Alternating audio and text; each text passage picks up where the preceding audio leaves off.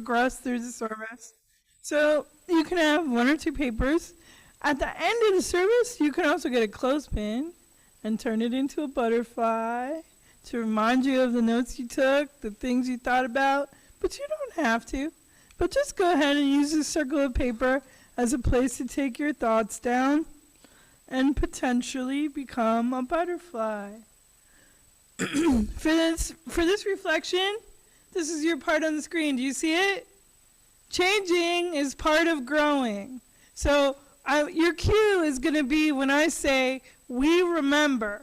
Then you say, changing is part of growing. All right, let's try it. We remember. Changing is part of growing. Fantastic. All right, so let me tell you about it. In late summer and fall, which is why we're talking about monarch butterflies now, right? Butterflies are not only a spring thing. The monarch butterflies begin their great journey south. That is, if they are on the East Coast, they go to Mexico. If they're on the West Coast, they go to California.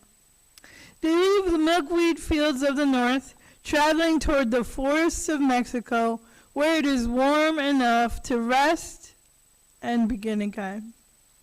The monarchs make this journey, but they've never been there before. They are generations removed from butterflies who first knew the way. And yet, somehow, they find it.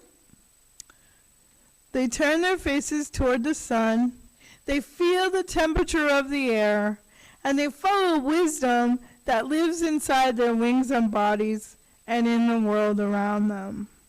We remember, changing is part of growing. When we talk about butterflies in the fall, we are really talking about trust. Trusting that there is a rhythm to things, that life knows how to continue even when it looks like everything is ending. The trees let go of their leaves, the butterflies let go of their home, and all of them are listening to an old wise voice inside them that says, now's the time, change is part of the plan. We remember. Changing is part of growing. As the butterflies go south, they remind us that wisdom does not always stay still. It moves, it travels, it becomes something new. The wisdom that helps us grow might come from within, from the people who love us, from the earth itself. And it may ask us to let go, to move, to change shape. So, as we watch the butterflies' migration and the leaves turning, may we also listen for that deep wisdom inside us. May we trust it when it tells us it's time to grow, even when growth means moving toward the unknown. We remember. Amazing. All right, I'm going to ask you a question. It's kind of an easy one. Do you know the song Twinkle, Twinkle, Little Star? You do. All right, so here's what we're going to do. We're going to use the tune, and we're going to do egg to butterfly words. It doesn't have to be perfect. You've never done it before. I've never done it with you before. We're just going to give it a really good try. Are you ready? All right. There's the title, Egg to Butterfly. So, as you can see, my voice is still a little bit froggy. But since you know the tune, I'm going to rely on you mightily. Are you ready? First an egg upon a leaf, then the shell cracks, sweet relief. Then we're going to turn the page. Caterpillar uptight, wakes to chew the leaves outside, eating up till she is strong, in her chrysalis sleeping long. All right, ready for the second verse? Caterpillar, dream and try, waking as a butterfly. Teach us all that we must grow, sometimes fast and sometimes slow. Caterpillar, dream and try, waking as a butterfly. Okay, last verse. We are changing every day as we grow along the way. Dreams unfold where fears have been. Something new begins within. Like the wings that reach the sky, we are made to grow and try. Wow. Just wow. You did so well. So, part of that is for you to remember. Just like wings that reach the sky, we are made to grow and try. Amazing job. Now, I'd invite our meditative reading. Amazing. Will you take an easy breath with me? We shift now to another reflection.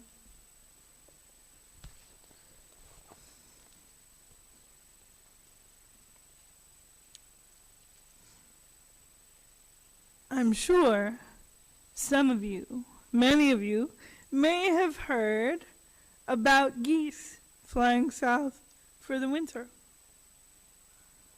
Did you know that butterflies do the same thing?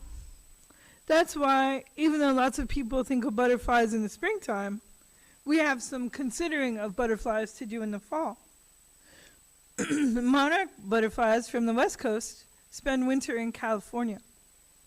Monarch butterflies from the East Coast spend the winter in Mexico. The butterflies travel by instinct, or a part of the way their bodies are built, to have information on where to go, and even which trees were the winter homes for their butterfly ancestors, so that they can sleep in the same trees. Sometimes people emphasize January 1st as the beginning of the year, right? And according to the calendar, it is. At the same time, the slower, darker, colder time of year is calling us toward natural wisdom. You may have noticed in the newsletter there was a link for you to answer, according to your willingness and interest, one question. The question this time was, what does nature teach you in the fall? Thank you to one person who offered the reflection. Never forget to revel in beauty and to allow myself to go dormant a bit, to conserve and perhaps restore my energy. Yes to this. Yes and yes. All around us, nature is changing and teaching us about change. Monarch butterflies have also become a symbol of migration, movement between lands and countries, and are often an image combined with the phrase, migration is a human right. That's a way to say that each person has the right to travel to and from their own country and to seek asylum or safety to live in another country. On December 10th, 1948, the United Nations adopted an international document called the Universal Declaration of Human Rights. It has 30 articles or sections that explain how people should be treated. The document establishes the equal dignity and worth, do you remember that language? Dignity and worth of every person. On Thursday, November 6th, 2025, the U.S. Supreme Court allowed the Trump administration to require that sex designation on U.S. passports match with what the presidential administration is calling the traveler's biological sex. This is on its face a political maneuver, not based in science, and an alienation of the human rights of both U.S. citizens and non-citizens. Let's talk about how this is a political conversation, meaning it relies on opinion and even dogma, rather than science or facts. Let's also reflect on the wisdom of butterflies. The first thing I need you to know is that a monarch butterfly can fly up to 3,000 miles on its migration journey. Pretty far. When we talk about M or F or sometimes X on someone's passport, it is only part of the information that makes up what we understand as someone's physical sex. The journey to land on M or F or X is made up of many different elements. For example, chromosomes are only one factor. XX, XY, XXY, XO, and more. Another factor is hormone levels, which can vary widely between individuals. External and internal anatomy vary significantly between people. Secondary sex characteristics, which are features that develop during puberty and make bodies different from one another, such as deepening voices, facial hair, and gaining muscle, are part of this journey. Think back on your own long journey. Everything that you've been through, happy, sad, beautiful, interesting, it all had an impact on who you are today. The long journey of your life, in a way, cannot be boiled down to a simple M or F or X. The same is true for other people, because each person is a universe of experience and story, essence and complexity. Another thing I want you to know, a migrating monarch butterfly is in its first and only migration. Though it lives 8 or 9 months longer than a non-migrating butterfly, it will lay eggs and die before its offspring migrates. For us, this difficult journey is a reminder that migration is a human right, and at the very same time, each journey has at its center the right to be free and have a future of thriving, to live into an important mission and dedicate oneself to it. Science has often been used to place limitations on people and the stories about their bodies. For example, in the 18th and 19th centuries, science described women as lesser variations of men, not in a binary in relation to one another, but in a hierarchy of superior and inferior. Simply shifting to the idea that sex can be determined by chromosomes is not better, because what a person's sex identification is more complicated than a single factor. For example, a Y chromosome is generally thought to indicate male cells, as in XY, with a female chromosome being XX. At the 1996 Olympic Games in Atlanta, 8 of 3,387 women athletes had positive test results for a Y chromosome. Of these, 7 were resistant to testosterone, meaning that their bodies did not metabolize testosterone as a source of increased physical strength. You may be thinking about the complexity of human differences. Consider that the Office of the High Commissioner for Human Rights tells us that an estimated 281 million people, approximately 3.6 of the world's population, currently live outside of their country of origin. Many of these people have migration that is characterized by varying degrees of compulsion. What does compulsion mean in this case? It means little or no choice. It means force. In her poem, Home, Somali British writer, poet Warsan Shire writes, "No one leaves home unless home is the mouth of a shark. You only run for the border when you see the whole city running as well. And you have to understand that no one puts their children in a boat unless the water is safer than the land. No one burns their palms under trains, beneath carriages. No one spends days and nights in the stomach of a truck feeding on newspaper, unless the miles traveled mean something more than journey." But now, imagine you are someone targeted by the administration's policies and you cannot leave.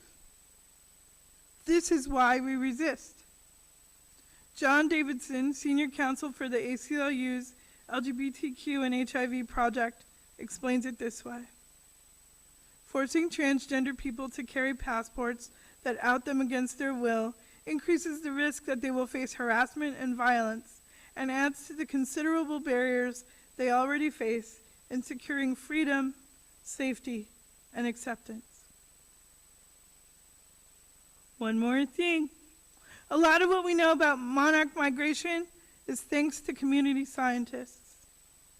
The same is true for learning what we have to do about the next movements for migration as a human right, for the travel documents of trans people.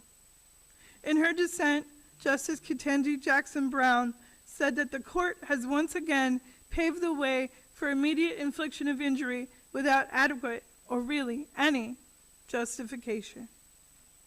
As a community, you have the ability to answer this problem with your own courage, resourcefulness, and resilience. While the presidential administration can take action to diminish human rights as it sees fit, you can also be determined to do what is right and to heal the world around you, one right action at a time. We respond to inhumane passport policy by saying no.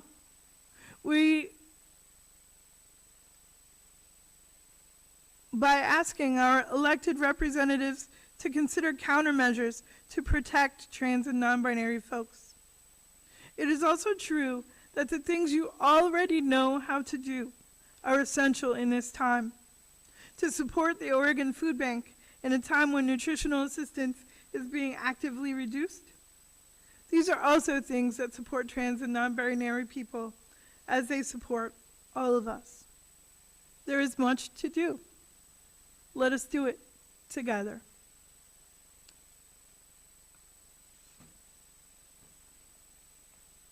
So I mixed up our... Paper, two things. I want you to think about writing on either side two wisdoms, two notes of wisdom from the butterfly. What did you hear about the butterfly? What did it remind you of? Put a word or two on there to remind you. And if you want to, on your way out, make sure you grab a clothespin and turn your paper into a butterfly. All right, let's enjoy our closing words. May we move through the world like monarch butterflies, brave enough to journey, tender enough to rest. May every act of resistance and care become part of our shared growth, our long journey toward freedom. Go in peace, practice love, and may your choices be a blessing.